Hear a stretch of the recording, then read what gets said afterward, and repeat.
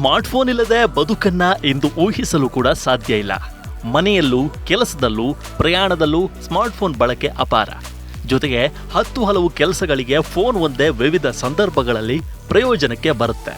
Phone ಮೂಲಕವೇ scan, editing, photography, music ಅಂತೆಲ್ಲ ಹಲವು ಕೆಲಸಗಳನ್ನು ಸಲೀಸಾಗಿ ನಿರ್ವಹಿಸಲು ಸಾಧ್ಯವಾಗುತ್ತೆ.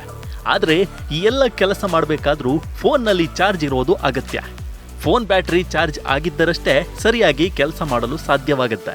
ಆದರೆ ಚಾರ್ಜಿಂಗ್ ಮಾಡಲು ಕೂಡ ಕೆಲವೊಂದು ಕ್ರಮ ಇರುತ್ತೆ. ಅದನ್ನು ಪಾಲಿಸೋದು ಅಗತ್ಯವಾಗಿದೆ.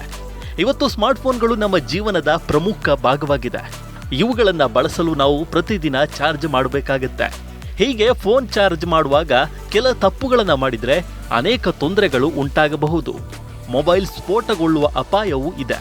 ಗಂಭೀರವಾದ ಗಾಯ ಅಥವಾ ಸಾವು ಕೂಡ ಸಂಭವಿಸಬಹುದು. ತಪ್ಪಾಗಿ ಚಾರ್ಜ್ ಮಾಡಿದರೆ ಸ್ಮಾರ್ಟ್ಫೋನ್ ಹಾನಿಗೊಳ್ಳಬಹುದು. ಇದಲ್ಲದೆ ಬ್ಯಾಟರಿಯ ಕಾರ್ಯಕ್ಷಮತೆಯ ಮೇಲೂ ಪರಿಣಾಮ ಬೀರುತ್ತೆ. ನಮ್ಮ ಕೆಲವು ತಪ್ಪುಗಳಿಂದಾಗಿ ಫೋನ್ ಬಿಸಿಯಾಗುವ ಸಮಸ್ಯೆಯು ಉದ್ಭವಿಸುತ್ತೆ. ಹಾಗಾದರೆ ನಾವು ಯಾವ ತಪ್ಪುಗಳನ್ನು ಮಾಡಬಾರದು ಅನ್ನೋದನ್ನು ತಿಳಿಯೋಣ.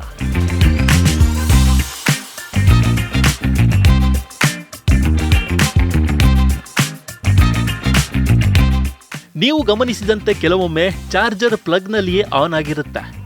ಫೋನ್ ಚಾರ್ಜ್ ಆದಾಗ ಜನರು ಫೋನನ್ನು ಮಾತ್ರ ತೆಗೆಯುತ್ತಾರೆ. ಆದರೆ ಚಾರ್ಜರನ್ನು ಅಲ್ಲೇ ಬಿಟ್ಟು ಪ್ಲಗ್ ಕೂಡ ಆಫ್ ಮಾಡಿರೋದಿಲ್ಲ. ಇದು ಚಾರ್ಜರ್ನ ಕಾರ್ಯಕ್ಷಮತೆಯನ್ನು ಕುಗ್ಗಿಸಬಹುದು. ಆದ್ದರಿಂದ ಫೋನನ್ನು ಚಾರ್ಜ್ ಮಾಡಿದ ನಂತರ ಸ್ವಿಚ್ ಆಫ್ ಮಾಡಿ. ಹಾಗೆ ಸ್ವಿಚ್ ಆನ್ ಮಾಡಿ ಚಾರ್ಜಿಂಗ್ನಲ್ಲಿ ಫೋನ್ ಬಿಡುವ ಅಭ್ಯಾಸ ಜನರಲ್ಲಿದೆ. ಫೋನ್ ಚಾರ್ಜ್ ಆದ ನಂತರವೂ ಚಾರ್ಜರನ್ನು ಕನೆಕ್ಟ್ ಮಾಡೋದ್ರಿಂದ ಬ್ಯಾಟರಿ ಬೇಗ ಹಾಳಾಗುವ ಅಪಾಯವಿದೆ. ಬ್ಯಾಟರಿಯ ಕ್ಷಮತೆ ಕುಸಿದರೆ ಫೋನ್ನ ಕಾರ್ಯನಿರ್ವಹಣೆಯಲ್ಲೂ ತೊಡಕಾಗುತ್ತದೆ. ಅದಕ್ಕಾಗಿ ಫೋನ್ ಚಾರ್ಜರ್ ಬಗ್ಗೆ ನಿರ್ಲಕ್ಷ್ಯ ವಹಿಸುವುದು ಸರಿಯಲ್ಲ.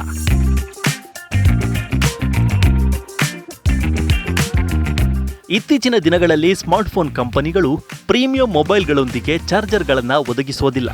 ಜನರು ಪ್ರತ್ಯೇಕ ಚಾರ್ಜರ್ ಖರೀದಿಸಬೇಕು. ಈ ಚಾರ್ಜರ್ಗಳು ಸ್ವಲ್ಪ ದುಬಾರಿಯಾಗಿರೋದ್ರಿಂದ ಕೆಲವರು ಲೋಕಲ್ ಚಾರ್ಜರ್ಗಳನ್ನು ಖರೀದಿಸ್ತಾರೆ. ಆದರೆ ಹಾಗೆ ಮಾಡುವುದು ಅಪಾಯಕಾರಿ. ಯಾಕಂದರೆ ಇದರಿಂದ ಫೋನ್ ಸ್ಫೋಟಗೊಳ್ಳುವ ಅಪಾಯವಿದೆ. ಆದ್ದರಿಂದ ಯಾವಾಗಲೂ ಆ ಫೋನ್ಗೆ ನಿಗದಿಪಡಿಸಿದ ಚಾರ್ಜರನ್ನು ಮಾತ್ರ ಬಳಸಬೇಕು. ಫೋನ್ ವೆಚ್ಚ ಕಡಿಮೆ ಮಾಡೋದು ಮತ್ತು ಎಲೆಕ್ಟ್ರಿಕಲ್ ವೇಸ್ಟನ್ನು ಕಡಿತಗೊಳಿಸುವ ಉದ್ದೇಶದಿಂದ ಚಾರ್ಜರನ್ನು ನೀಡದಿರಲು ಕೆಲವೊಂದು ಕಂಪನಿಗಳು ನಿರ್ಧರಿಸಿವೆ.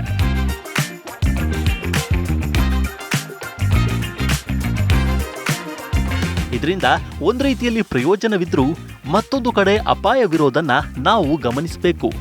ಫೋನ್ ಖರೀದಿಸಿದಾಗ ಬಾಕ್ಸ್ನಲ್ಲಿ ಚಾರ್ಜರ್ ಲಭ್ಯವಾಗದೆ ಹೋದರೆ ಆಗ ಪ್ರತ್ಯೇಕ ಚಾರ್ಜರ್ ಬಳಸಬೇಕಾಗತ್ತೆ.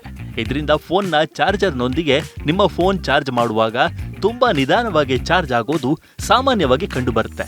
ಯಾಕಂದರೆ ನೀವು ಬಳಸುತ್ತಿರುವ ಚಾರ್ಜರ್ ನಿಮ್ಮ ಫೋನ್ ಬ್ಯಾಟರಿಯನ್ನು ವೇಗವಾಗಿ ಚಾರ್ಜ್ ಮಾಡಲು ಸಾಧ್ಯವಿಲ್ಲ.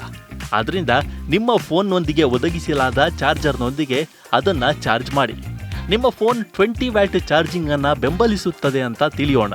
ಆದರೆ ನೀವು ಕನೆಕ್ಟ್ ಮಾಡಿರುವ ಚಾರ್ಜರ್ 120 ವ್ಯಾಟ್ ಅಥವಾ 65 ವ್ಯಾಟ್ನದ್ದಾಗಿದ್ದರೆ ಫೋನ್ ಬಿಸಿಯಾಗಿ ಸ್ಫೋಟಗೊಳ್ಳುವ ಸಾಧ್ಯತೆ ಇರುತ್ತೆ. ಫೋನ್ನ ಮಿತಿಗಿಂತ ಹೆಚ್ಚಿನ ಚಾರ್ಜಿಂಗ್ ಮೂಲಕ ಚಾರ್ಜ್ ಮಾಡಿದರೆ ಫೋನ್ ಬ್ಯಾಟರಿಗೆ ತೊಂದರೆ ಆಗುತ್ತೆ. ಇದರಿಂದ ಫೋನ್ ಬಿಸಿಯಾಗಿ ಸ್ಫೋಟಗೊಳ್ಳುವ ಅಪಾಯವೂ ಇದೆ. ಹಾಗಾಗಿ ನಿಗದಿತ ಚಾರ್ಜರನ್ನು ಮಾತ್ರ ಬಳಸಿ. ಸ್ಥಳೀಯ ಮಾರುಕಟ್ಟೆಯಲ್ಲಿ ಲಭ್ಯವಿರುವ ನಕಲಿ ಮತ್ತು ಕಡಿಮೆ ಬೆಲೆಯ ಚಾರ್ಜರ್ಗಳಿಂದ ದೂರವಿರಿ.